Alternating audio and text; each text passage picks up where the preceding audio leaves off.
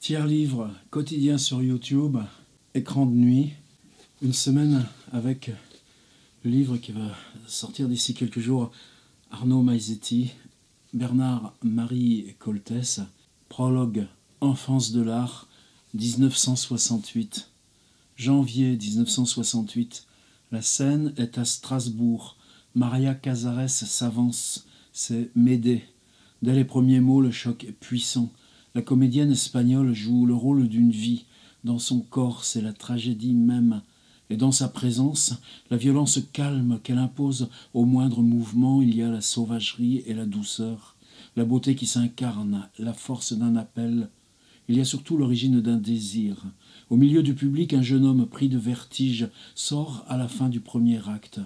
Le choc est pour lui plus grand que la tragédie qu'on joue dans cette salle de la Comédie de l'Est, ce 12 janvier 1968. Pour cet homme bouleversé, ce soir est une révélation. Il revient dans la salle, peu après. Il regarde Casares. Il oubliera tout le reste. La tragédie Médée de Sénèque, cette mise en scène de Giorgio Lavelli, les décors, les costumes, la musique, la fable qui se jouait. Une histoire plus essentielle pour lui repose sur le visage de l'actrice. Alors il la regarde. Quand le spectacle s'achève, il veut la rencontrer, lui parler. Mais que lui dire? Lui n'a rien écrit. Étudiant en journalisme, il n'a jamais su de quoi sa vie pourrait être faite. Ce soir, pourtant, tout a changé. En sortant dans la fièvre de ce soir-là, du soir glacial de janvier dans Strasbourg, sur le chemin qui le ramène chez lui, pour la première fois de sa vie, il sait. Il dit « Je vais écrire ». Le pacte qu'il noue avec lui-même, sous le regard de Casares, il ne l'oubliera jamais. Sa vie véritable, commence ici. Bernard-Marie Coltès va avoir 20 ans. Ce soir de janvier est une naissance. Ainsi commence le livre d'Arnaud Maizetti. Ni biographie, ni essai. Une fabrique de l'écriture. Parler au plus près de l'écriture. Cette scène initiale, c'est un jeune type d'une famille catholique de Metz, père militaire, qui commence parce qu'il faut bien faire quelque chose à Strasbourg, une école qu'on dit de journalisme, mais il n'ira jamais au cours et dès le premier trimestre, c'est fini.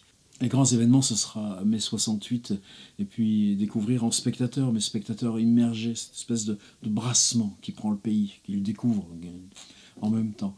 Et puis, juste l'été suivant, un voyage où il accompagne en colonie de vacances un groupe de scouts, toujours ces mouvements catholiques. Et puis, il y a une escale à New York, et New York, une sorte de coup de foudre. À partir de ce moment-là, Coltès va savoir ce qu'il va faire, mais il est capable de le dater. Ce jour où, au théâtre, il y a le visage et la voix de Maria Casares. Plus loin dans le bouquin, Maizetti revient donc chronologiquement sur ce moment, dit qui a emmené Coltès au théâtre, avec qui ils sont, comment ils osent aller dans la loge, saluer Casares. Il trouve un prétexte. On est étudiant dans une école de journalisme, on voudrait faire un petit portrait de vous. On a toujours ces machins-là.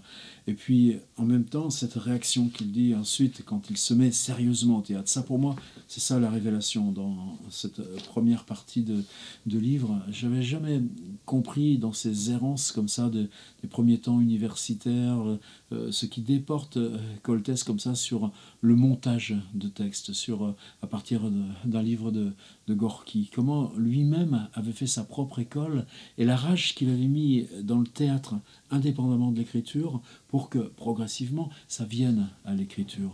Et je pense que quand on lit ce qui se passe comme ça pour un jeune type entre ses 19 ans et ses 25 ans, même si la première écriture viendra à 29, 4 ans après, et que tout devra se passer en une petite dizaine d'années, c'est tout, 12 ans. On ne peut pas lire une aventure comme ça sans que ce soit chercher notre aventure personnelle par rapport à l'écriture. Et c'est bien ce qui me souffle dans le début du livre d'Arnaud Maizetti. Sur, avec, vers Bernard-Marie Coltès. Ça s'intitule seulement Bernard-Marie Coltès. On continue. À demain.